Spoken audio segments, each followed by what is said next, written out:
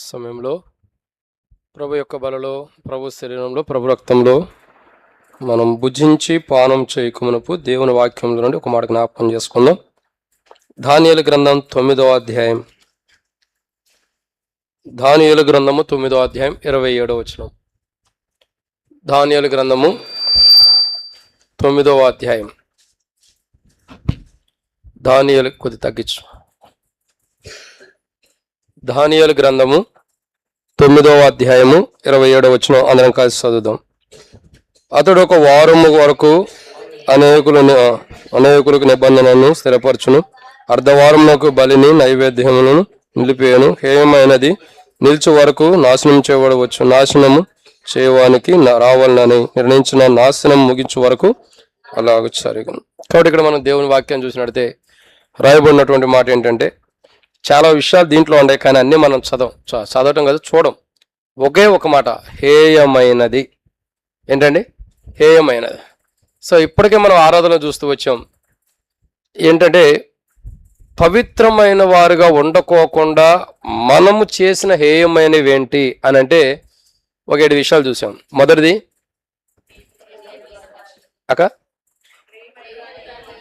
హేయమైన దానిని తీసుకురాకూడదు, మన ఇంటికి తెచ్చుకున్నాం, కానీ దేవుడు ప్రభు తన కలుసరి ధర కడిగాడు. 2, హేయమైన దాన్ని తినకూడదు. 3, హేయమైన కార్యములు చేయకూడదు. 4, హేయమైన ఆచరణ చేయకూడదు. 5, హేయమైన క్రియలు చేయకూడదు. 6, హేయమైన దేవతలను అనుసరించకూడదు. 7, హేయమైన ఏంటి ఆయన స్వాస్థ్యమైన ఈ దేహం, ఈ ఆలయాన్ని హేయమైనదిగా చేయకూడదు. ఇవన్నీ చేసాం, ఏది చేయకూడదు అది చేసాము. అవన్నీ కూడా ఆయన కలువరిశిలో రక్తం ద్వారా మళ్ళీ కడిగి మన మంచి పరిశుద్ధమైన జీవితాన్ని, మొదటి స్థానం ఎలా ఉందో అది మనకి ఇచ్చాడు తిరిగి. ఏదండి మొదటి స్థానం ఎలా ఉందో? మొదటి స్థానం ఏంటి? జగత్ పునాది వేయబడక ముందే క్రీస్తు యేసులో మనం ఏర్పరచబడ్డాం. ఎలా ఉండడం? దేవుని దగ్గర ఏర్పరచబడ్డప్పుడు పరిశుద్ధతే. ఆ పరిశుద్ధత మరలా తిరిగి మనకి ఇచ్చాడు తన కుమారుని రక్తం ద్వారా. ఇది ఆరాధనలో మనం చూసాం. ఇప్పుడు ప్రభు యొక్క శరీరంలో, ప్రభు యొక్క రక్తంలో పాల్గొనక మునుపు దేవుని వాక్యాన్ని చూసినట్టయితే ఒక మాట, లేఖన భాగం జాగ్రత్త గమనించినట్టయితే దానియేలు గ్రంథం 9వ అధ్యాయం 27వ వచనంలో రాయబడిన మాట ఏంటండి? మధ్యలో అక్కడ మనం చదివిన మాట ఏంది? హేయమైనది. అది మనం చూస్తూ వస్తున్నాం. ఇక్కడ ఈరోజు థీమ్ ఏంటంటే ఇదే హేయమైనది. సో ఇక్కడ గమనించాల్సిన మొదటి కోణం ఏంటంటే హేయమైనది. ఆరాధనలో పరిశుద్ధమైన వారు గుండా మనం పవిత్రులుగా ఉండకోకుండా మనం చేసిన హేయమైనవి 7 విషయాలు చూసాం. ఇప్పుడు ఒక మాట చూద్దాం. ఏంటంటే, పరిశుద్ధ స్థలములో హేయమైన వస్తువు నిలబెట్టక ముందు జరిగేవి. పరిశుద్ధమైన స్థలములో హేయమైనవి నిలవబెట్టక ముందు జరిగేవి ఒక 7 విషయాలు ఉంటాయి. నిలవబెట్టిన తర్వాత ఏం జరుగుతాయి అన్నది వచ్చే వారం ప్రభుత్వం అయితే దేవుడు సమయం ఇస్తే వస్తా నేను, అప్పుడు చూద్దాం. అది దేవుడు సమయం ఇస్తే, లేదు తర్వాత సంగతి. అక్కడ ఈ వారము అంటే ప్రభు ఆయుష్ ఇచ్చి, ఆరోగ్యాన్ని ఇచ్చి అందరూ సమకూరితే అర్థమవుతుందండి. ఒక విషయం ఏంటంటే, విజయవాడలో ఎంటర్ అయ్యా, బస్సు దిగా, బెంచ్ సర్కిల్ దగ్గర ఆటో తీసుకుని వస్తూ ఉండగా ఒక ఫోన్ వచ్చింది. ఏంటంటే, మా మిస్సెస్ వాళ్ళ పెదనాన్న చనిపోయాడు. కాబట్టి పొద్దున్నే ఆ ఫోను.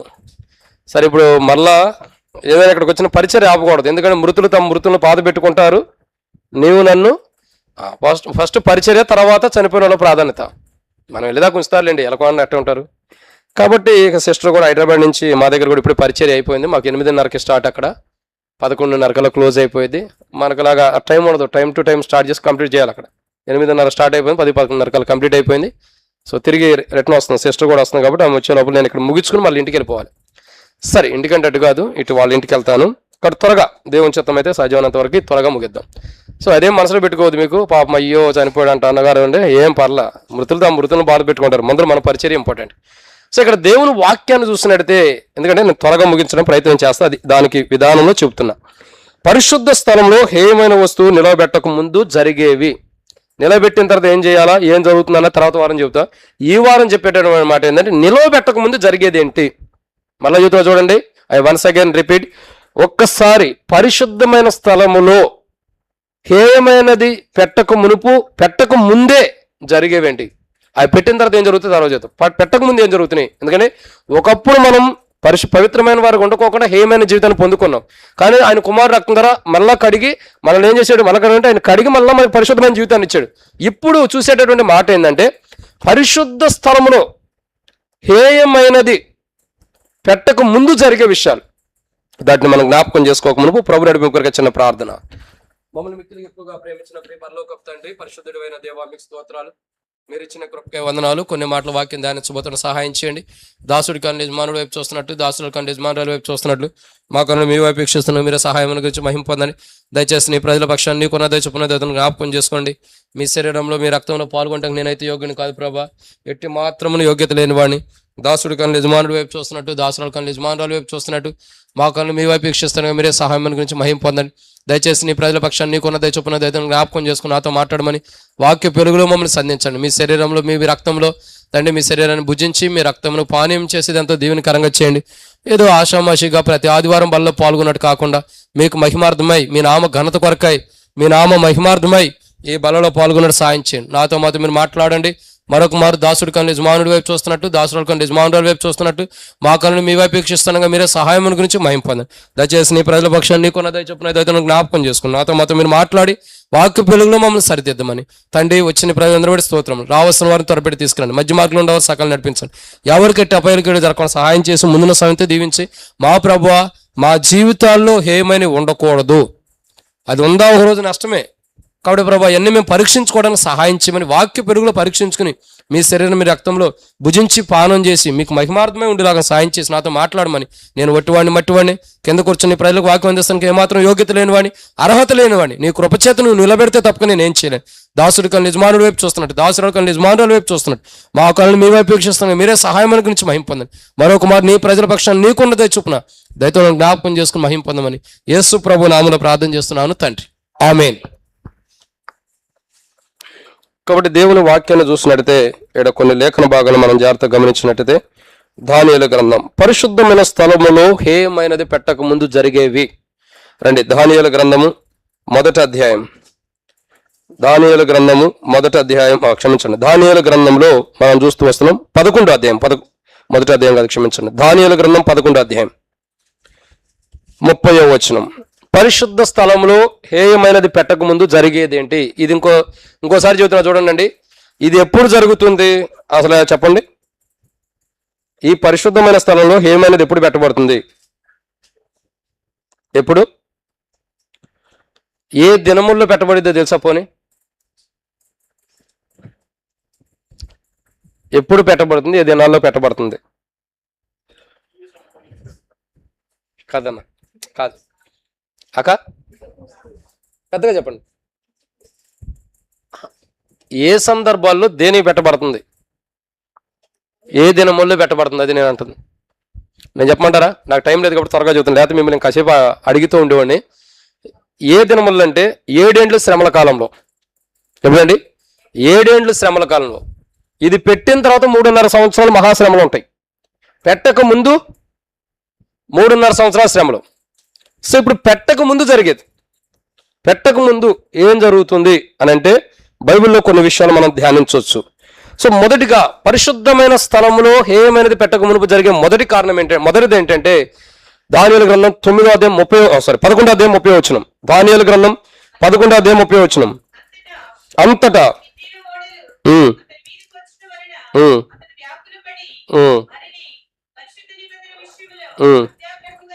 చాలా కాబట్టి మొట్టమొదటిగా పరిశుద్ధమైన స్థలంలో హేయమైనది పెట్టక మునుపు జరిగే మొదటి పని ఏంటంటే పరిశుద్ధమైన నిబంధన విషయములో ఎలా ఉంటున్నాడు సాతానుడు? చెప్పండి, మీరే చెప్పండి, ఎలా ఉంటున్నాడు? అత్యాగ్రహుడై, అంటే వ్యాఖ్యలు రాయబడుతూ వచ్చింది బహుకోపంతో ఉంటాడంట. ఎలా ఉంటాడు? బహుకోపంతో.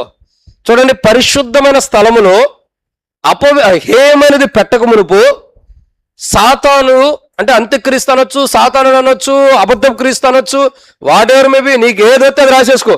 వాడు ఎలాంటి వాడు అని అంటే వాడు చేసే పని ఏంటంటే పవిత్రమైన స్థలం అపవిత్రమైనదని పెట్టబోతున్నాడు. అది పెట్టక మునుపు కొందరు వచ్చి తనతో యుద్ధం చేస్తారు, తనకు నష్టం జరుగుతుందో ఏదో జరిగిద్ది. ఆ తర్వాత జరిగే సిచ్యువేషన్ ఏంటంటే పరిశుద్ధ స్థలంలో ఏమైనది పెట్టక ముందు జరిగే మొదటిది ఏంటంటే పరిశుద్ధమైన నిబంధన విషయాల్లో. చదవండి ఆ మాట, మళ్ళీ చదవండి అక్క. అంతటా వ్యాకులపడి అంటే ఓడిపోయిన తర్వాత ఏం చేస్తున్నాడు? పరిశుద్ధ నిబంధన విషయంలో అత్యాగ్రహం గలవాడే చాలక.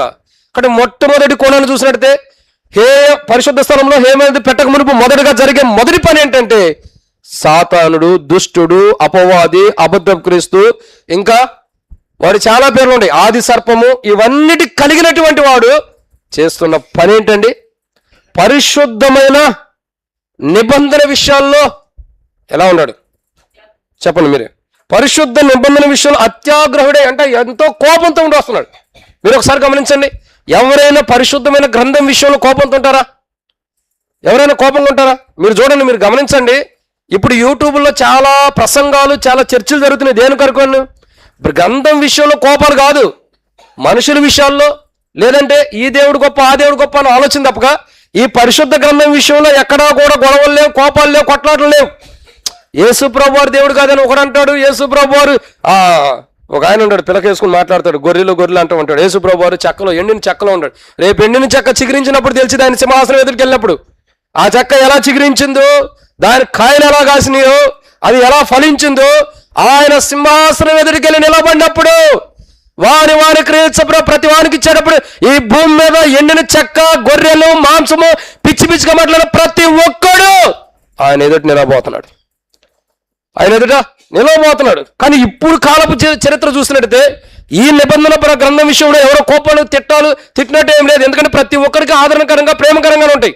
కానీ సాతానుకు ఒక్కడికే ఈ పరిశుద్ధమైన నిబంధన అంటే, లేదా దేవుడిచ్చిన నిబంధనలు అంటే, దేవునితో కూడిన నిబంధనలు అంటే, దేవుడు మోషే ఇచ్చినా, లేదా గ్రంథం రాబడినా, పరిశుద్ధ గ్రంథంలో ఉండే లేఖన భాగాలైనా, ఏదైనా దేవుని నిబంధనలు అంటే సాతానికి ఖచ్చితంగా కోపం.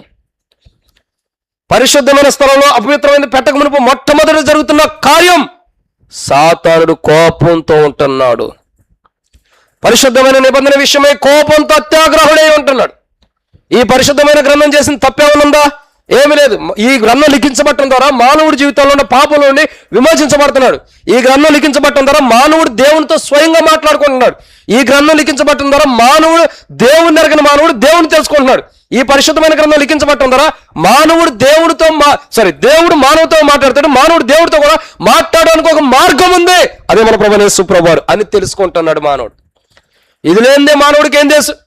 నేను మా సంఘస్థులు చెబుతూ వచ్చి కొంతమందికి ఏంటి తెలుసు అండి, బహుశా ఈ బైబిల్ గ్రంథం ఉండబట్టి దారి తప్పిపోయినా, చెడిపోయినా, మళ్ళీ రక్షణ పొందిన పాపంలో పడిపోయినా, మళ్ళీ ఈ బైబిల్ గ్రంథం ఉండబట్టి మనం సరిదిద్దుకుంటున్నాం దేవుడు ఉండాలని. అసలు ఈ గ్రంథమే లేకపోతే నేను అడిగితే దేవుడే నమ్మేవాళ్ళం కాదు మనం. ఈ బైబిల్ గ్రంథం ఉండబట్టి, దీంట్లో వాక్యాలు లిఖించబట్టి, ఈ వాక్యాలు సత్యమైనవి ఉన్నాయి కాబట్టి, ఈ గ్రంథమే పరిశుద్ధమైంది కాబట్టి, మనం జారిపోయినా, తప్పిపోయినా, పాపలుండా మరొకసారి ఎప్పుడొకప్పుడు ఈ బైబిల్ చదవటం ద్వారా మనం తిరిగి సమకూర్చబడుతున్నాం. దావీదు సమస్తను సమకూర్చుకున్నాను, డేవిడ్ రికవర్ ఆల్, దావీదు సమస్తను సమకూర్చుకున్నాడు అన్నట్లు తప్పిపోయినా మనం సమకూర్చుకోబడుతున్నాం. ఎలాగో ఈ గ్రంథం ఉంటుందారని. ఇప్పుడు అది సాతానుకి ఇష్టం లేదు. ఈ గ్రంథమే లేకుండా చేస్తే ఏమైంది?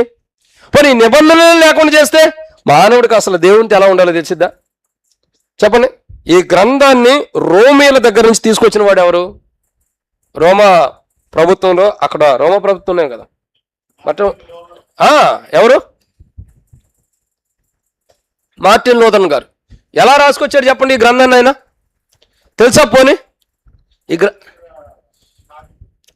ఎట్లా అంటే అక్కడ రోమా ప్రభుత్వంలో ఉన్న విధానం ప్రకారం ఏంటంటే డైరెక్ట్ నువ్వు నోట్ బుక్ ఏది తీసుకెళ్ళి ఆడ వెళ్ళి రాసుకోవడానికి అవకాశం ఉండదు. ఇప్పుడు ఎట్లా ఉందో తెలియదు, కానీ అప్పుడు ఆ దినాల్లో అది కాదు. ఈయన వెళ్ళి ఒక అధ్యాయం కానీ కొన్ని వచ్చినా చదువుకుని ఆ చదివిని ఈడ తీసుకొచ్చి పేపర్ మీద రాసి మళ్ళీ వెళ్ళేవాడంట లోపలికి. అంటే చూడండి ఎంత కష్టపడితే గ్రంథం వచ్చింది. అప్పటి వరకు ఎవరి దగ్గర ఉంది? రోమాలో ఉన్న రోమా ప్రభుత్వం దగ్గర ఉంచబడుతూ వచ్చింది చాలా వరకు. ఎందుకు ఉంచబడిందంటే అదొక మర్మం. ఏంటా మర్మం అంటే సాతానుడు ఆ గ్రంథం గురించి ఇతరులకు తెలియకోకుండా దాచిపెట్టేశాడు. ఆ మర్మంగా ఉంచేశాడు. అది బయటికి వెళితే ఇప్పుడు మనం అందరం రక్షించబడ్డాం ఈ గ్రంథం రాబట్టే. లేకపోతే ఈ రక్షణ ఏంటో తెలుసా? మనం ఎలాంటి వారు అన్నది యేసు ప్రభు శిష్యుల్లో ఒకటి సంగతి అడిగితే తెలుసు. మనం ఎలాంటి వారు చెప్పేస్తారు.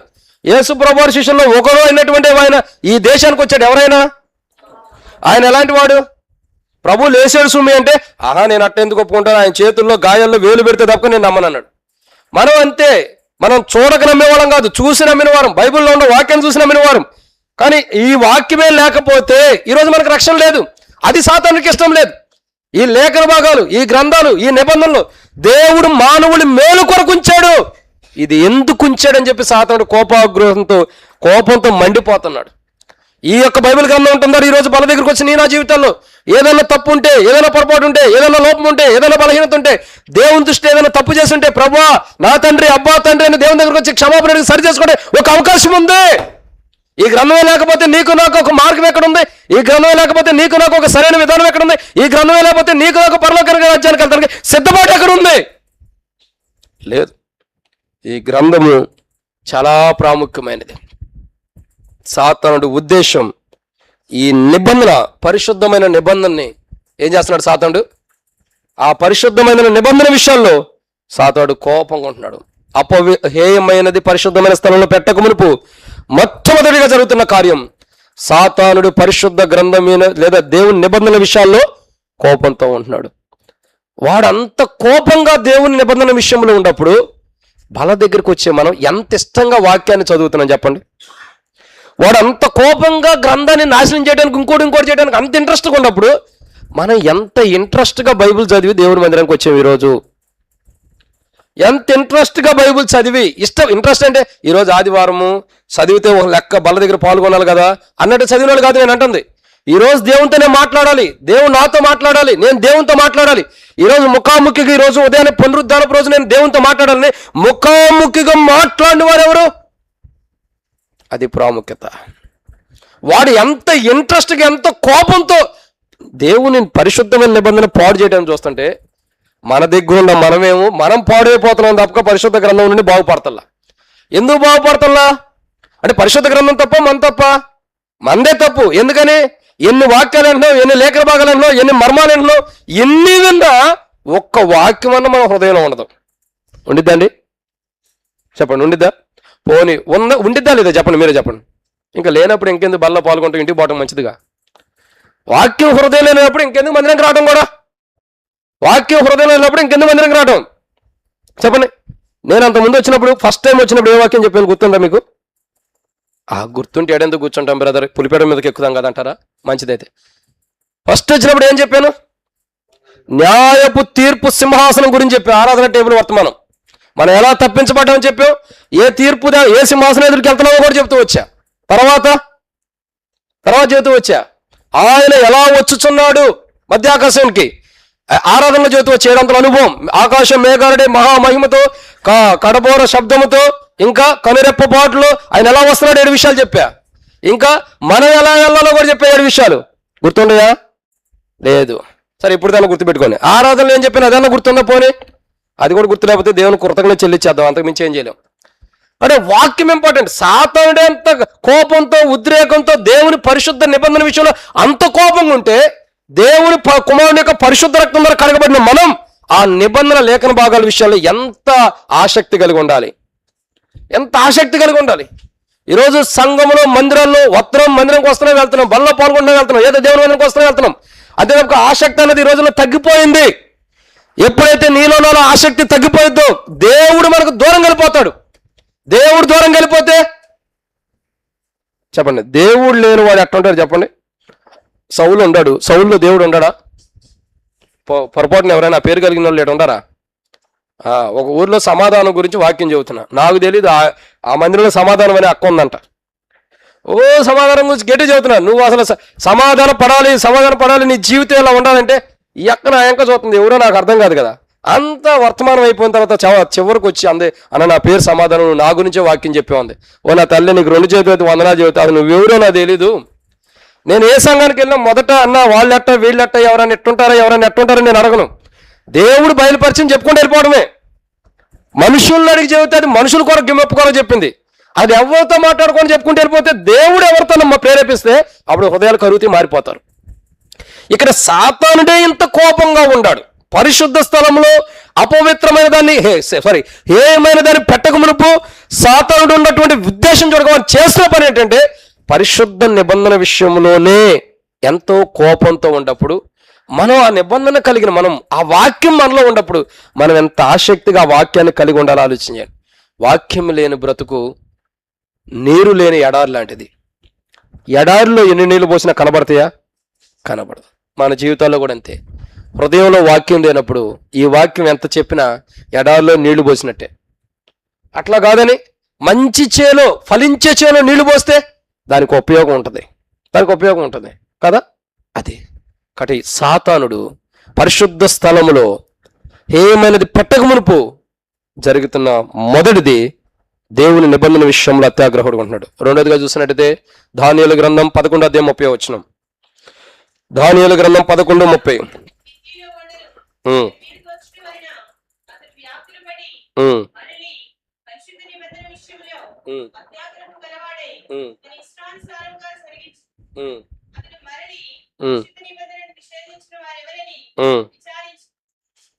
చదవనక్క, చాలక్క. వ్యాఖ్యానంలో ఇలాగ రాయబడుతూ వచ్చింది ఏమనంటే పరిశుద్ధ స్థలమునకు వ్యతిరేకంగా ఉన్నాడంట. ఎలా ఉన్నాడండి? పరిశుద్ధ స్థలమునకు వ్యతిరేకంగా జరిగిస్తున్నాడంట. ఏం చేస్తున్నాడండి? జరిగిస్తున్నాడు. వ్యాఖ్యానంలో అలా ఉంది. ఇష్టానుసారంగా ఉంటుంది. పరిశుద్ధ స్థలమునకు వ్యతిరేకముగా జరిగిస్తున్నాడు. ఇప్పుడు గుర్తుపెట్టుకోండి, దేవుని వాక్యం మీద కోపం ఉన్న ప్రతి ఒక్కరు సాతానుకు సంబంధించిన వాళ్ళే. ఇంకో మాట చెప్పమంటారా? ఈ పరిశుద్ధ స్థలమునకు వ్యతిరేకంగా ఎవరు ఎన్ని కుట్రలు చేసినా వాళ్ళందరూ సాతాను ద్వారా ప్రేరేపించబడిన వాళ్ళే. మీకు అర్థమవుతుందండి?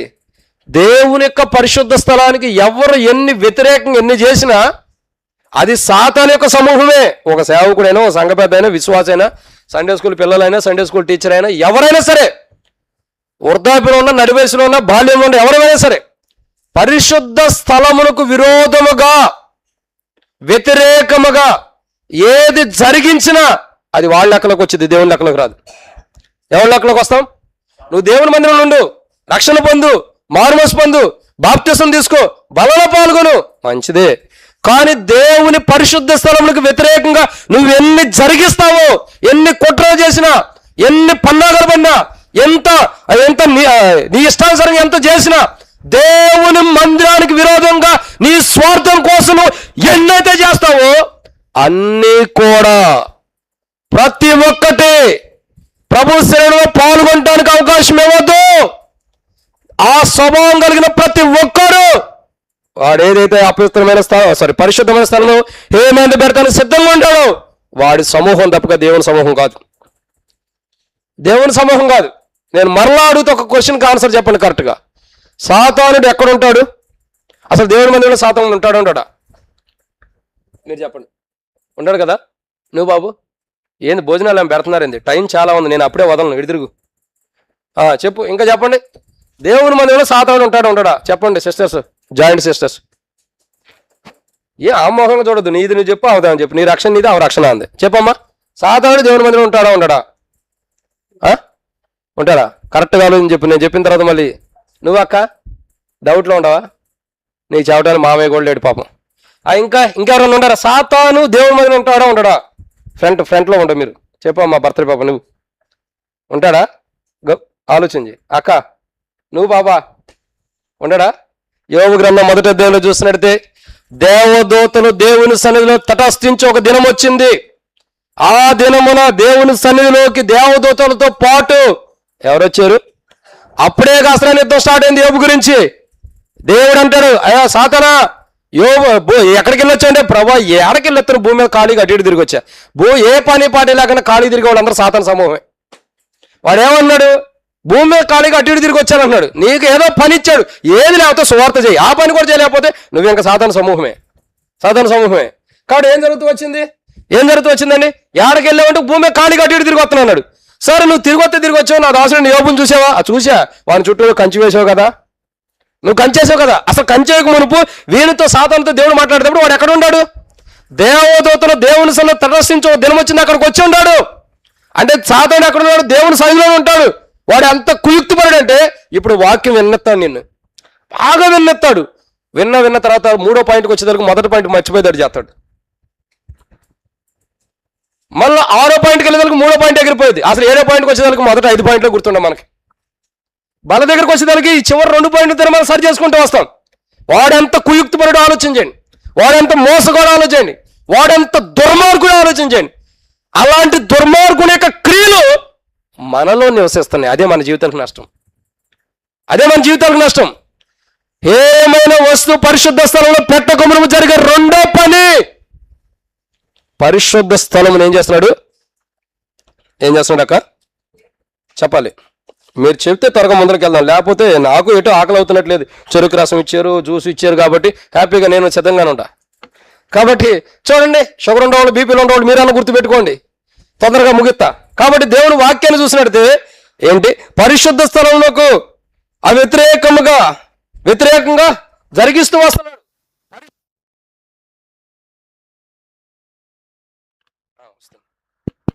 పరిశుద్ధ స్థలంలోకి ఏం చేస్తున్నాడండి? వ్యతిరేకంగా. అసలు ఎవరైనా దేవుని పరిశుద్ధ స్థలానికి వ్యతిరేకంగా ఉంటారా? బైబిల్లో ఏమడితే వచ్చింది, యెషయా నీకు విరోధంగా నింపబడిన ఏ ఆయుధమును మరి ఆయనకు విరోధంగా నిలబడితే అసలు ఎట్లా ఉంటుంది అనుకోవాలి. చాలా మందికి నేడు దినంలో అవగాహన లేక మనుషుల యొక్క మనస్తత్వాన్ని బట్టి దేవుని పరిశుద్ధ స్థలానికి విరోధంగా నిలబడుతున్నారు. దేవుని పరిశుద్ధ స్థలాన్ని పాడు చేసే వాళ్ళు ఉన్నారు. నీ స్వార్థం కోసం, నీ శోభనాశ కోసం, నీ మెప్పు కోసం, నీ ఘనత కోసం, నీ సంతోషం కోసం దేవుని పరిశుద్ధ స్థలాన్ని పాడు చేయడానికి నువ్వెవరు అసలు దేవుని పరిశుద్ధ స్థలాన్ని పాడు చేయడానికి? సాతాను యొక్క సమూహం కలిగిన వారే పరిశుద్ధ స్థలాన్ని పాడు చేసేవారు ఉంటారు. నేను ఆరాధన చేతి వచ్చే లాస్ట్ మాట, మీ దేహమే దేవుని ఆలయం, అదే దేవునికి స్వాస్థ్యం. మన దేహాన్ని మనం ఎంత పాడు చేసుకున్నామో అంతగా దేవుని లెక్క చెప్పాలి. ఓ రోజు సాతాను సమూహంగానే ఉంటాం మనం. బైబిల్ చెబుతున్న మాట, పరిశుద్ధ స్థలమును హేయమైనది పెట్టకమునుపు జరిగే రెండోది, పరిశుద్ధ స్థలమును గురించి వ్యతిరేకముగా జరిగిస్తూ వస్తాడు సాతానుడు. దేవుని పరిశుద్ధ స్థలం గురించి వ్యతిరేకంగా చేసేవాడు చాలా మంది ఉంటారు. నేను కూడా అంతమంది కాదు, ఇప్పుడు సేవ చేసే ప్రాంతంలో నేను వెళ్ళి ఇది 5వ సంవత్సరం అక్కడ సేవ చేస్తూ వస్తుంటే కొందరు ఏం చేసేవాడు అంటే మందిరం కడదామన్నా అన్న. దాదాపు 50 సంవత్సరాల నుంచి మందిరం లేదు ఆడ. అంత హాల్లోనే అక్కడక్కడ రెంట్లకే. ప్రభు నాకు ఒక వాగ్దానం ఇచ్చాడు, ఏంటి, నువ్వు పని పూనుకొనుము నేను సాయం చేస్తానని. ఇదే వాగ్దానం నేను రేపల్లో 7 సంవత్సరాలు సేవ చేశా. అక్కడ దేవుడు వాగ్దానం ఇస్తే రేపల్లో అంటే ఇప్పుడు అభిషేకం ఉండేది కాదు, దాని తర్వాత మా సొంత గ్రామంలో అక్కడ చేస్తే అక్కడ 7 సంవత్సరాలు సేవ చేస్తూ వస్తే ఆ సేవ చేసిన తర్వాత ఏం జరిగింది, అక్కడ వాగ్దానం ఇచ్చాడు, మందిరం కట్టేశాం. ఇదే వాగ్దానం. అట్లాగే అదే రీతిలో అక్కడ కూడా ఇచ్చాడు, ఏంటి ప్రభు ఎక్కడ కూడా మందిరం కట్టాలంటే కట్టాలన్నాడు. అసలు నేను వెళ్ళింది ఎక్కడికి తెలుసా, జూబ్లీస్ సినిమా యాక్టర్స్ మధ్యలో పరిచర్యకి వెళ్ళాను నేను. అక్కడ దేవుడు మాట్లాడితే వాళ్ళ మధ్యలో ఇప్పుడు పరిచర్య చేస్తున్నాం. అక్కడికి వెళ్తే ఏమైంది, అంకులోడు కానీ ఇట్లాగే ఒకసారి నరసాపూర్ పరిచర్యకి వెళ్తే ఆగస్టు 15కి అక్కడ పరిచర్యకి వెళ్తే 2 బాప్తిసాలు ఇవ్వాలంటే బాప్తిసాల కోసమని పంపించారు. తీరా అక్కడికి వెళ్తే శనివారం నైట్, ఆదివారం బాప్తిసాలు ఆగస్టు 15. సరే శనివారం నైట్ వాక్యం చెప్తే ఒక ఇంట్లో కుటుంబ ప్రార్థన అసలు నైట్ ప్రేయర్లు, శనివారం నైట్ ప్రేయర్లు బాప్తిసం తీసుకునే వాళ్ళు అలా ప్రార్థనకి సహజంగా రావాలి కదా, రేపు పొద్దున బాప్తిసాలు అంటే వాళ్ళే రాలా, ఒత్తోళ్ళు ప్రార్థన చేసుకుని వెళ్ళిపోయి. ఒక ఇంట్లో దేవదాసన్ అని ఒక అన్న ఉన్నాడు, సంఘ పెద్ద. ఆయన ఇంట్లో కూర్చుని కుటుంబ ప్రార్థన చేసుకుంటున్నప్పుడు యవనస్తులు అక్కడే ఉంటారు, కొంతమంది యవనస్తులు. ఆ పూట వర్తమానం విని వాళ్ళు అనుకున్నారంట, ఈయన చిన్న ఆయన వచ్చాడు, ఇంకా పెద్ద ఆయన వస్తాడు బాప్తిసాలు ఇవ్వడానికి. అటెండర్ కదా ఏదంటారమ్మా, అసిస్టెంట్ వచ్చారు, పెద్ద ఆయన వస్తాడని అనుకున్నారంట. తర్వాత చూస్తే ఏ బ్రదర్ ఎవరన్నా వస్తారండి, నేనేనయ్యా అంటే ఓహో అన్నారు. సర్లే పోనీ ఎట్ట అనుకుంటే ఏమైనా మనకేమైనా దేవుని వాక్యం కదని ఇక కూర్చుని వాళ్ళ ఫ్యామిలీ ప్రేయర్ చెబుతూ ఉంటే మత్తయి సువార్త 25వ అధ్యాయం ఆ ప్రభు రాకడ గురించి, ఆ కన్యకల గురించి చెప్పినప్పుడు 3 యవనస్తుల హృదయాలు కదిలించబడినాయి. వాళ్ళు రక్షించబడి బాప్తిసం తీసుకున్నారు. అదే రోజు నైట్ 11-12 గంటలకు షాపులు తెరిపించారు, వైట్ బాటిల్ కొనుక్కుని బాప్తిసం తీసుకున్నారు. ఇలాంటి గొప్ప సంఘం. అక్కడ దేవుడు నాతో మాట్లాడుతూ వచ్చాడు, నువ్వు పని పూనుకొనుము, మందిరం కట్టించాలి. పని స్టార్ట్ చేసి ఒక స్థలం ఉంటే అది కేసుల్లో ఉంది, అది అక్కడ ఉంది, ఇక్కడ ఉందని లేనిపోయిన అబద్ధాలు హెబ్రోన్ చెప్పి ఆపిచ్చేశారు. ఓ 3 నెలలు 6 నెలలు అయిపోయింది. హెబ్రోన్లు ఏమన్నారు, నువ్వు మౌనంగా ఉండయ్యా, నాతో ఇప్పుడు సంఘ పెద్ద ఉంటాడు, ఆయన కూడా మౌనంగా ఉండని, ఇంకా మీ బ్యాచ్ ఉంటారు, వీళ్ళందరూ మందిర స్థలం చూసి వస్తారు, మీరు చూసింది నచ్చలేదు కదా అన్నాడు. 3 నెలల గత 6 నెలలు పోయింది, 6 నెలల గత సంవత్సరం అవుతుంది, మందిర స్థలం వాళ్ళు చూడట్లా. చివరికి ఏమన్నారు, మీరు చూడండి బ్రదర్, మాకేనండి, మీకు కూడా చెప్పారు అన్నారు. అది కాదన్నా, హెబ్రోన్లో మమ్మల్ని మౌనంగా ఉండమన్నారు, మిమ్మల్ని చూడమన్నారు కదంటే. కాదు మేము అందరం చూడాలన్నారు. మరి ఎందుకు పొల్లేసి వచ్చారు, వెళ్ళేది మంచిది కాదని. అదే స్థలాన్ని వాళ్ళతో చెప్పుకోకుండా సైలెంట్గా ఒక యవనస్తుడి ద్వారా చెప్పి కొనిపించేసే స్థలం కొనేసేసి దాని పునాది కూడా ఎవరో చెప్పుకొని నేర్పించేసాం. అనుకోకుండా జరిగింది. మా బ్రాంచ్ యానివర్సరీకి వచ్చాడు మత్తయ్య అన్న, అక్కడే ఆయన పిలిపించి, అన్న స్థలం ఎక్కడ ఉందో చూడు, ప్రార్థన చేయండి. ఓ రాయి అక్కడ అనుకోకుండా అక్కడ ఉంది ఒకటి అద్దురాయి, ఆ అద్దురాయి తీసేసి గుంటతో వింటే అదే ఇదే పునాది రాయి అని ప్రార్థన చేసి పునాది రాయి వేసేసి వెళ్ళాడు. అక్కడి నుంచి మళ్ళీ మాట్లాడలేదు. మా బ్రాంచ్లో చెప్పే మార్చి 31 రోజు చెప్పా, ప్రభు చిత్తం అయితే June 6th మా దగ్గర మందిరం డెడికేషన్ ఉండేది, ప్రార్థన చేయండి అని చెప్పిన ఆన్ టైంలో బైబిల్ ఉంది, తన సేవకుని ద్వారా పలికిన మాట దేవుడు రుడుపరచువాడు అని ఉంది. ఆన్ టైంలో June 6th డెడికేషన్ పెట్టేశాం, అయిపోయింది. June 6th అయిపోయింది. అది కట్టక ముందు ఎంతమంది ఎన్ని అబ్జెక్షన్ తెలుసా, ఎంతమంది ఎన్ని ఆటంకాలు. రక్షణ మారుమోసు బాప్తిసం పొందినడే ఒక అన్యుడు ఆటంకం చేస్తానంటే ఎదుర్కోవచ్చు, ఓ రక్షణ లేని వాడు ఆటంకం చేస్తానంటే ఎదుర్కోవచ్చు. ఏదో కోణంలో అయినోడే తిరగబడితే ఎవడేం చేస్తాడు, ఎన్ని ఆటంకాలు. కట్టొద్దు, అది మంచిది కాదు, ఇది మంచిది కాదు, అది ఇదని పనికి మళ్ళీ చెత్త అంతా తీసుకొచ్చారు. దేవుడు నాతోటే మాట్లాడాడు, నువ్వు పని పూనుకొని నేను సాయం చేస్తానంట. అప్పుడు డిసైడ్ అయిపోయా, మీరు ఎన్నన్నా మాట్లాడుకోండి, నాకెందుకు, నేను నా దేవుని పని చేయాలా, మీరు చెడగొడుతున్నారు. ఓకే, అసలు ఎవరికి చెప్పుకోకుండా వెళ్ళి పని స్టార్ట్ చేసాం అద్భుతమైన విధానంలో. ఇప్పుడు మా మందిరానికి ఏసీ అవసరంలా, రేకులే కానీ ఏసీ అవసరంలా, ఫోమ్ షీట్స్, పైన రేకు ఉండేది, కింద రేకు ఉండేది, మధ్యలో ఫోమ్ ఉండేది. సిస్టమ్ కూడా ఎట్లా అంటే ఈ వాల్స్ ఉంటాయి, ఇది బటన్ నొక్కితే ఆటోమేటిక్గా ఓపెన్ అయిపోతాయి టెంట్ లాగా, మళ్ళీ అవసరం లేనప్పుడు అది క్లోజ్ అయిపోద్ది రూమ్ లాగా.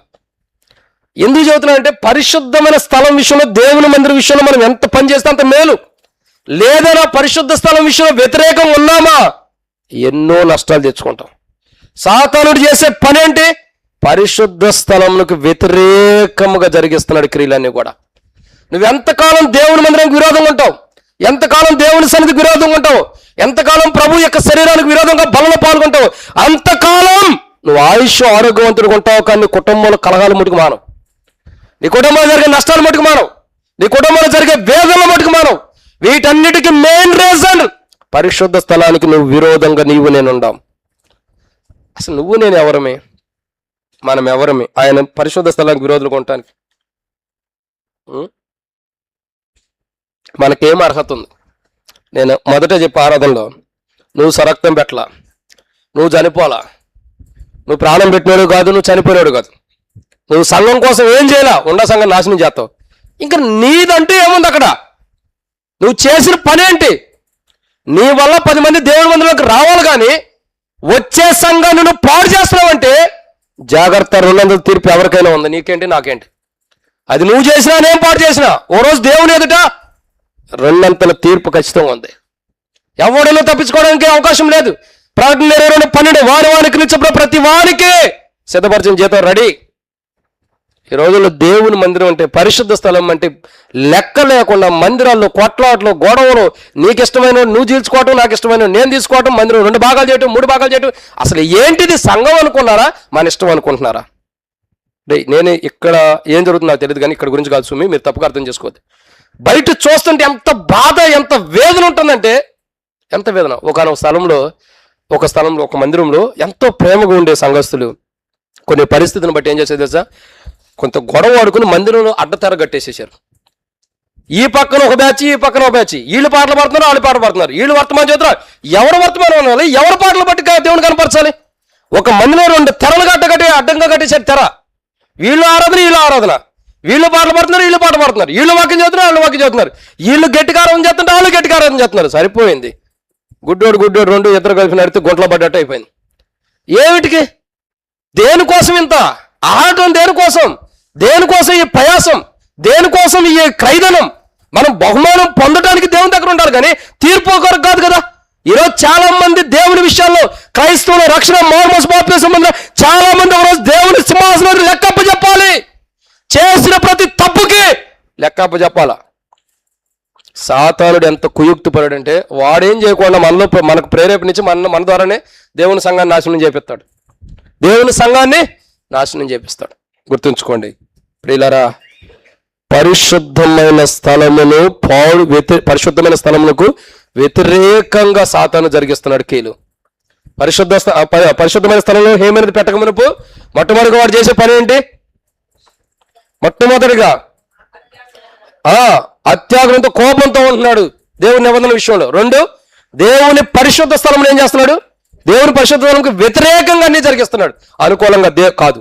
అదే ఎప్పుడైనా గుర్తుపెట్టుకోండి, సంఘంలో ఎవరైనా దేవుని సంఘానికి వ్యతిరేకంగా నడిచారంటే వాళ్ళు ఖచ్చితంగా సాతాను ద్వారా ప్రేరేపించబడిన వాళ్ళు సేవకులైనా, విశ్వాసులైనా, సంఘపతులైనా, పరిచారకులైనా, వాటెవర్ మేబీ ఎవరైనా సరే, దేవుని సంఘానికి వ్యతిరేకం ఉన్నావంటే నీవైనా నేనైనా సాతాను ద్వారా ప్రేరేపించబడ్డావంతే.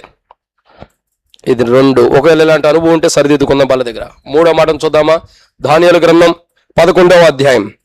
దానియేలు గ్రంథం 11వ అధ్యాయం 30వ వచనం. అంతటా ఆ, ఉమ్, ఉమ్.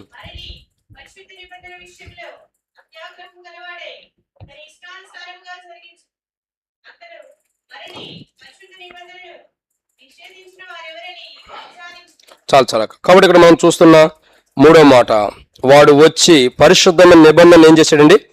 నిషేధించాడు. నిషేధించిన వారిని ఏం చేస్తున్నాడు? విచారిస్తున్నాడు. అంటే అర్థం ఏంటండి? అర్థం ఏంటి చెప్పండి? చూడండి, పరిశుద్ధ స్థలంలో హేయం అనేది పెట్టక మునుపు మూడోది జరుగుతుంది. ఏంటిది? మొట్టమొదటిగా ఏం జరుగుతుందండి?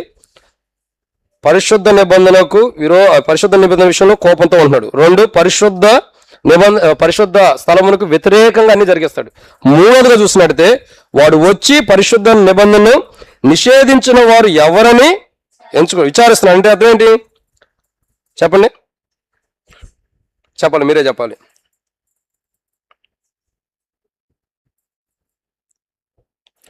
వాడు చేసే పని ఏంటో చెప్పమంటారండి? ఏదైతే పరిశుద్ధ గ్రంథమైనటువంటి దేవుని వాక్యానికి విరోధంగా ఎవరైతే ఉన్నారో వాళ్ళందరినీ ఏం చేసుకుంటున్నాడు? విడిచిపెట్టిన వారందరినీ కూడా గమనిస్తున్నాడు. ఎవరెవరు విడిచిపెట్టారు అందరినీ దగ్గర తీసుకోవడానికి ఇష్టపడుతున్నాడు.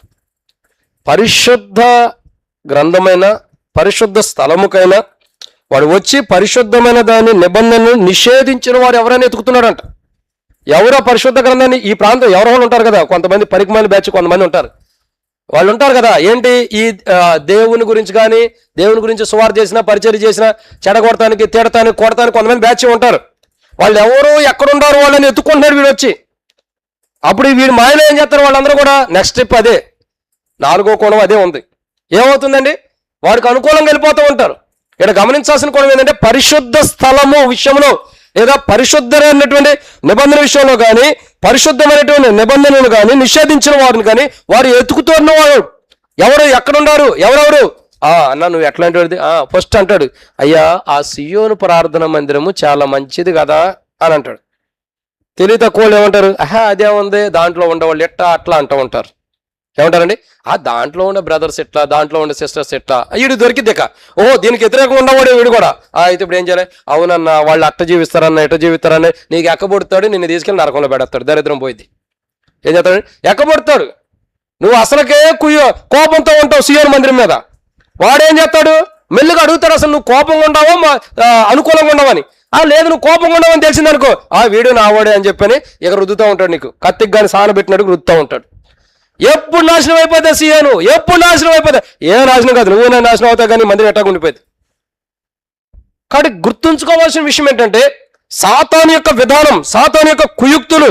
వాడు వచ్చి పరిశుద్ధమైన నిబంధన నిషేధించిన వారిని ఎవరున్నారని వారిని ఎవరైతే నిషేధించేసారో వారిని అందరినీ ఎత్తుక్కుని వారందరిని తీసుకుని పవిత్రమైన వడంబడికను విడిచిపెట్టిన వారందరినీ కనుక్కుంటాడంట. పవిత్రమైన వడంబడిక అంటే విడిచిపెట్టిన వారంటే ఆ పవిత్రమైన వడంబడికను విడిచిపెట్టేశారు, ఆ తీర్మానాన్ని విడిచిపెట్టారు, ఆ ప్రమాణాన్ని విడిచిపెట్టారు. వాళ్ళు ఎక్కడుండారని ఎత్తుక్కుంటారు. భగత్ సింగ్ గారు మొట్టమొదటిగా చెన్నైలో సువార్త చేసి పరిచర్య చేసిన తర్వాత ఇంకో ప్రాంతానికి హైదరాబాద్ తర్వాత నార్త్ ఎక్కడికో వెళ్ళాల్సి వస్తే వెళ్ళి కొంతకాలం తర్వాత మరలా మెడ్రాస్ వచ్చిన తర్వాత మెడ్రాస్ వచ్చి చూస్తే అరాకొర ఒక 5-6 మాత్రమే కనపడ్డారంట. అప్పుడు చాలా మంది ఉంటారు. వాళ్ళందరూ కూడా ఏం చేశారు? ఎటోలో అటు వెళ్ళిపోయారంట. అరాకొర ఒక 5-6 ఉంటారంట. అప్పుడే మొదటి బల్ల ఆరంభించబడింది. నా చేసి కొద్దిగానే ఉంటారంట. ఈయన ఎత్తుకుతుంటే ఉన్న వాళ్ళందరూ మెయిన్ మేధావులందరూ వెళ్ళిపోయారు. మళ్ళీ రేటును ఎత్తుకుంటా కూర్చుంటే ఎంతమంది ఉంటారు? 5-6 ఉంటారు. 5-6 ఆయన వెళ్ళిపోయి మళ్ళీ తిరిగి వచ్చిన తర్వాత ఎత్తుకుంటే 5-6 వాళ్ళని పట్టుకుని వాళ్ళతోనే ప్రార్థన స్టార్ట్ చేసి వాళ్ళతోనే చేసి రేత్రి పలవరపు కొనమే ప్రార్థన చేసి ఏ పరిచర్య ఎలా ఆరంభించబడింది అన్నది ఆరంభించబడింది. ఆయన భగత్ సింగ్ గారు వెతుక్కున్న దేనికి? సంఘ క్రమము ఆరంభించడానికి వెతుక్కున్నాడు. వీడు ఎందుకు ఎత్తుకుంటున్నాడు సాతానుడు? ఎవరైతే దేవుని నిబంధన వడంబడికను విడిచిపెట్టారో లేదా దేవుని నిబంధన వడంబడికను ఎవరైతే దూరం చేసుకున్నారో వాళ్ళ కొరకు ఎత్తుకుతున్నాడు. అసలు ఒకటి గమనించండి, వ్యాఖ్యానంలో ఇలా రాయబడుతూ వచ్చింది, దేవుని నిబంధనను విడిచిపెట్టిన వారు కాదు అని. విడిచిపెట్టిన వారు కాదు. బైబిల్ అలా ఉంది. వ్యాఖ్యానంలో ఏముందంటే దేవునితో చేయబడిన నిబంధన దేవునితో చేయబడిన వడంబడికనే వద్దనుకున్నారంట వాళ్ళే. మనం దేవునితో చేయబడిన నిబంధన ఏం చేస్తున్నారు? ఆ ఒడంబడికని ప్రమాణాన్ని వద్దనుకుంటున్నారు. ఏమేమి ప్రమాణం చేస్తాం? ప్రభా ఇక నుంచి నీతో నడుస్తాను, ఇక నుంచి నీతోనే జీవిస్తాను, ఈ బ్రతికంతా నీ కొరకు ప్రభా, నీ కొరకు సాక్షిగా జీవిస్తాను, ఏదో ప్రమాణం చేసుకుంటాం. ఈ పాపలోకంలో నాకు వద్దు ప్రభా, దాంతో నాకు వద్దని దేవునితో ప్రమాణం చేసుకుంటాం. ఒడంబడిక. ఈ ఒడంబడిక నుంచి కొంతమంది దారి తప్పిపోయారు. ఇక ఈ బ్రతుకు మేము జీవించలేము, దేవునితో మేము జీవించలేమని కొంతమంది వెనక్కి వెళ్ళిపోయారు. ఆ దేవునితో జీవించలేమని, ఆ దేవునితో ఉండలేమని వెనక్కి వెళ్ళిపోయినటువంటి వారందరినీ, ఇక దేవునితో మాకు వద్దనుకున్న అందరిని కూడా కనుగొంటున్నాడు, వెతుకుతున్నాడు. వాళ్ళు ఎక్కడ ఉండారు? అక్కడ ఉండారు. ఎందుకు వెతుకుతున్నాడు? దేవునికి సమకూర్చడానిక, దేవుని బిడ్డలుగా చేయటానిక, దేవునికి ఒక రాజ్యంగా చేయటానిక? వాడు ఎందుకు వెతుకుతున్నాడు సాతానుడు? దేవుని రాజ్యాన్ని పాడు చేయడానికి తప్ప కాడు, దేవుని రాజ్యాన్ని కడతానికి ప్రయాసపడతాడు సాతానుడు కదండి. ఇక్కడ గమనించాల్సిన కోణం ఏంటంటే, ఈరోజు మనం బలంలో పాల్గొనడానికి వచ్చాం, ప్రభు శరీరంలో ప్రభు రక్తంలో చేయడానికి వచ్చాం. అయితే మనం ఎలా ఉండాలి? దేవునితో మనం చేసుకున్న ప్రమాణం తొలగిపోకూడదు, ఆ ఒడంబడిక నుంచి జారిపోకూడదు, ఆ ఒడంబడిక నుంచి దూరం వెళ్ళిపోకూడదు. ఎప్పుడైతే ఆ ఒడంబడిక నుంచి మనం దూరం వెళ్తామో అప్పుడు జరిగే పని ఏంటంటే, సాతాను సమూహముగా నువ్వు అంటావు. అప్పుడు ప్రభు అంటాడు, మీరు మీ తండ్రి యగు, చెప్పండి, మీరు సెంటెన్స్ కంప్లీట్ చేయండి. మీరు మీ తండ్రి యగు అపవాది సంబంధులు, ఇంకా అసలైన మాట చెప్పలా, వాని ఆలోచనలు వాని క్రియలను నెరవేర్చడానికి ఇష్టపడుతున్నారంట. ఎప్పుడైతే దేవుని ఒడంబడిక నుంచి నువ్వు బయటకు వెళ్తావో, ఎప్పుడైతే దేవునితో చేసుకున్న నీ ప్రమాణం నువ్వు తొలిపోతావో, అప్పుడు నీ తండ్రి యొక్క సాతాను యొక్క కోరికల్ని, సాతాను యొక్క క్రియల్ని, సాతాను యొక్క ఉద్దేశాల్ని నెరవేర్చడానికి ఇష్టపడతావు. ఒక్కసారి దేవునితో చేసుకున్న ప్రమాణం నువ్వు తప్పిపోయి ఉంటే ఖచ్చితంగా సాతాను క్రియలు నెరవేరుస్తున్నావని అర్థం. అయితే దేవుని మందిరానికి వస్తావు, రావని అన్నావు. సాతానుడే దేవుని మందిరానికి వస్తున్నప్పుడు నేను రాకుండా ఆపుతాడా? నేను పూర్తిగా రాకుండా దేవుని మందిరం రాకుండా ఆపాడు అనుకో, ఏదో రోజు మారుమూసి పొంది మళ్ళీ వస్తావు. అందుకు ఆడు ఏం చేస్తాడు? మెల్లగా దేవుని మందిరానికి వెళ్తురా, అసలు పూర్తిగా ఆగిపోవద్దు, వాడే పంపిస్తాడు నిన్ను మందిరానికి, నువ్వు వెళ్ళపోయినా కానీ లేపల్లా పంపిస్తాడు. పా ఇవాళ దేవుని మందిరానికి వెళ్ళాలి. ఎందుకు? ఈ రోజు వెళ్ళపోతే రేపు ఖచ్చితంగా వెళ్ళాలని ముందరకు వచ్చి కూర్చుంటావు ఫస్టే. వాడికి అది ఇష్టం ఉండదు, అందుకు ఏం చేస్తాడు? దేవుని మందిరానికి వాడే నడిపిస్తాడు. తర్వాత దేవుని మందిరం చెల్లిపోయిన తర్వాత వాడి గుప్పిట్లో వాడే పెట్టుకుంటాడు. వాడంత తెలియగలవాడు మరొకడు లేడు, యేసు ప్రభువారు తప్పక మరొకడు ఉండడు. వాడు ఎంత తెలియగలవాడు చూడండి. నిన్ను నడిపిస్తున్నాడు మందిరానికి, నువ్వు రావాలనుకోలే పని నడిపిస్తున్నాడు. మందిరాన్ని తీసుకొచ్చి వాక్యం విన్న తర్వాత మళ్ళీ ఇంటికి తీసుకెళ్ళి మళ్ళీ అదే పాపంలో పడేస్తున్నాడు. అదే సాతానుడు అంటే. సాతానుడు అంటే అదే. జాగ్రత్త. వాడు 6000 మానవ చరిత్రలో వాడుకున్న జ్ఞానం అమోఘమైంది. వాడి జ్ఞానం కింద మనం ఎంత డోలం? నేను మొన్న కూడా చెప్పా, ఒక యవనస్తుడంట ఒక గొడ్డలు తయారు చేసుకుని ఊరు మొత్తం తిరుగుతున్నాడు. ఎక్కడ తిరుగుతున్నాడండి? ఊరు మొత్తం. ఇది అంటే మన సిటీ కాబట్టి ఇది ఊరు అనలేము మనం. ఊరికంటే కొన్ని గల్లీలో ఉంటాయి, కొన్ని ఎల్లలు ఉంటాయి, అంటే అద్దుబాట్లు ఉంటాయి. గొడ్డలు తీసుకుని ఊరు మొత్తం తిరుగుతుంటే అందరూ భయపడుతున్నారంటే, ఈడేంట్రా గొడ్డల పొట్టి తిరుగుతున్నాడని. అనుకోకుండా రావాల్సిన ప్లేస్కి వచ్చాడు. ఎక్కడికి? రావాల్సిన ప్లేస్కి వచ్చాడు. ఎక్కడికి వచ్చాడు చెప్పండి? కిషోర్ అన్న చూస్తున్నారా? రైట్. నన్ను చూస్తున్నారు లేదా డౌట్ అవుతుంది. ఎక్కడికి వచ్చారు? రావాల్సిన ప్లేస్కి వచ్చాడు. ఎక్కడికి వచ్చాడు? ఒక వ్యక్తి ఎక్కడికి వస్తాడు చెప్పండి? సహజంగా మందిరానికి వస్తారు అనుకుంటారు, కానీ ఆయన మందిరం దగ్గర కాదు, సేవకుడి దగ్గరకు వచ్చాడు. ఈయన మార్కెట్లో కనపడ్డాడు. సేవకుడికి ఎదురుపడ్డాడు, గొడ్డలు పట్టుకున్నాడు. సేవకుడు భయం ఏంది? ఇప్పటికే మా మీద ఎంతోమంది కొడతాను, సువార్త పాటిస్తారు, ఏదో ఒకటి చేస్తారు, కొడతానికి వచ్చారు. వీళ్ళు ఎవరైనా మార్కెట్కి వస్తే కొడతానికి వస్తున్నట్టు ఉన్నాడు అనుకున్నట్టుగా ఆయన భయం ఆయనకుంది. అని ఆయన అడిగాడు, యవనస్తుడు అడిగంట, పాస్టర్ గారు నువ్వు ఆగా అన్నాడంట. చెప్పయ్యా అన్నాడంట. ఏం లేదు, నేను ఒక ప్రశ్న అడిగితే దాని సమాధానం చెప్పానంట. చెప్పు అడుగు అన్నాడు. ఇదిగో సాతాను ఎక్కడ ఉంటాడో చెప్పండి అన్నాడంట. ఓరే నాయన, నా కోసం రాలేదు కదా నువ్వు అన్నాడు. నీ కోసం కాదు, వాడు ఎక్కడ ఉంటాడో చెప్పండి. మరి గొడ్లు ఎందుకు తీసుకొచ్చారో వాడిని అడుగుతున్నాడు. గొడ్లు ఎందుకు తెచ్చండి? ఏమండి, వాడు ఎంతో మందిని పాపలు పడవేస్తున్నాడు, ఎంతో మందిని నరకానికి తీసుకెళ్తున్నాడు, ఎంతో మందిని పాడు చేస్తున్నాడు. ఎట్టోని చంపేస్తే అందరూ దేవుని బిడ్డలు అయిపోతాం, వాడు ఎక్కడ ఉంటాడో చెప్పన్నాడంట. ఇప్పుడు ఈ గొడ్లు ఎందుకు చేపించుకున్నావురా కొత్తదే అంటే దాన్ని చంపడానికే. ఓహో, ఇప్పుడు ఎక్కడెక్కడ తిరిగి వచ్చారంటే ఈ ఊరు మొత్తం గలీలోనే తిరిగి వచ్చా, చివరికి నీ దగ్గరకు వచ్చేదాన్ని కాగా. ఇప్పుడు నిన్నే ఎందుకు అడుగుతున్నావు తెలుసా? నీకు సాతానుడు ఎవరో తెలుసు. ఎవరో తెలుసు? సేవకుడికి. ఎందుకంటే వాడి గుణ లక్షణాలు, వాడు మనస్తత్వం ఎట్లా ఉండో తెలుసు కదా. మీరేగా బైబిల్లో ఉంది కదా, సాతాను అని చెబుతారు కదా. వాడు ఎక్కడ ఉంటాడు నువ్వు చెప్పాలి. ఇప్పుడు నువ్వు చెప్పకపోతే ఆ గొడవలు నీ మీద పడిద్ది. ఇప్పుడు ఏం చేస్తున్నాడు? అయ్యా ఎట్ట అని చెప్పని చివరికి అన్నాడు, నేను ఎక్కడుండో చంపుతావా? ఏడుండో చంపుతావా? వాడిని లాక్కొచ్చాలో చంపుతా. ఏడుండాడు నువ్వు చెప్పు. వాడు ఎక్కడో లేడయ్యా, నీ హృదయంలోనే ఉన్నాడు అన్నాడు. ఏమన్నాడు? వాడు ఎక్కడా లేడు, నీ హృదయంలోనే ఉన్నాడు. వాని హృదయంలో సాతాను ఉండి మళ్ళీ ఏమన్నాడు, సాతాను ఎక్కడున్నాడో చంపేస్తానని ప్రేరేపణ ఇచ్చాడు వాడికి. మీరు అర్థమైందా సాతాను ఎలా అంటాడు? వాడుందే ఆయన అబ్బాయి హృదయంలో, కానీ వాడు పుట్టించిన ఆలోచన ఏంటి, సాతాను ఎక్కడున్నాడు నేను చంపేస్తానని గొడ్డలు తీసుకుని తిరిగేదాడు చూశాడు. తిరిగి సేవకుడి దగ్గరకు వచ్చి చెప్పాడు, ఏడలేదు నీ హృదయంలో ఉన్నాడు, నీ పాపాలు ఒప్పుకో ఆడు పోతాడు అన్నాడు. ఇప్పుడు ఏం చేస్తాడు, ఆ గొడ్డలు తీసుకుని ఆయన చంపుకుంటాడా? గొడ్డల కింద పడేసి పాపాలు ఒప్పుకున్నాడు. సాతానుడు అంత మోసగాడు. మనం చాలా జాగ్రత్తగా ఉండాలి. అందుకే పౌలు అంటాడు, మనం దేవుని వాక్యం అంటే మనం సాతాను యొక్క తంత్రంలో ఎరగని వారం కాము. ఎరిగి చెడిపోయేవాళ్ళు అంటే మనమే. ఎరిగి చెడిపోయేవాళ్ళం. వాడు ఎట్టంటి వాడో తెలుసు, వాడు ఏం చేస్తాడో తెలుసు, వాడు క్రియలు ఎలాంటివో తెలుసు, అయినా కానీ పాపం చేస్తాం అని మనం ఎంత మంచివాళ్ళము. కాబట్టి మూడవ మాట, పరిశుద్ధమైన స్థలంలో పరిశుద్ధమైన స్థలంలో హేయమైనది పెట్టక ముందు జరిగే మొదటి పని ఏం జరుగుతుందండి? వాడు పవిత్రమైన దేవుని నిబంధన విషయంలో కోపంగా ఉంటాడు. రెండోదిగా పరిశుద్ధ స్థలంలోకి వ్యతిరేకంగా జరిగిస్తాడు ఏవైనా. మూడోదిగా ఇప్పుడే చెప్పి నాకు తెలిసి మీరు మర్చిపోతారని అందుకే ఎక్కువసేపు కూడా చెప్పొద్దుగా అట్లా. మూడోదిగా పరిశుద్ధ నిబంధన విషయంలో ఎవరైతే ఒడంబడిక చేసి తప్పిపోయారో ఆ ఒడంబడికలో తప్పిపోయిన వారిని సమూహంగా చేర్చుకుంటున్నాడు. మనం ఎప్పుడైనా సరే నా పక్షాన్ని ఎంతమంది ఉంటారు, నా పక్షాన్ని ఎంతమంది ఉన్నారన్నారంటే ఖచ్చితంగా మీరు సాతాను సమూహమే. నీ పక్షాన్ని ఎవడు ఉండడు, అందరు దేవుని పక్షాన్ని ఉంటారు. మన పక్షాన్ని ఉండేవాళ్ళు ఎలాంటి వాళ్ళు తెలుసా? యేసుప్రభువారు గెత్సమనే తోటలో ఉన్నప్పుడు యేసుప్రభువారిని పట్టుకోగానే ఏం చేశారు అందరూ? ఏం చేశారు చెప్పండి? ఆయన ఏదో శిలువ మమ్మల్ని ఏంటి అన్నారా? ఏటోడు అటు పరిగెత్తాడు అంతే. మన పక్షాన్ని ఎవరైనా ఉన్నాడా, వాడు మనల్ని మోసం చేయటమా, లేదా మనల్ని దగ్గర నుంచి ఏదైనా ఆశించడమా, లేదా అవసరం వచ్చినప్పుడు మనల్ని విడిచిపెట్టి పారిపోతాడు. ఒక్క యేసు ప్రభువారితోనే మనం ఉండాలి. ఆయనే మనతో ఉండేవాడు.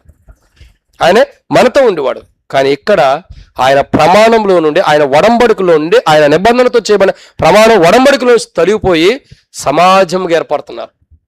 అది నష్టకరమే. కాబట్టి ఇది మూడో కోణం. నాలుగోదిగా జరుగుతుంది ఏంటి?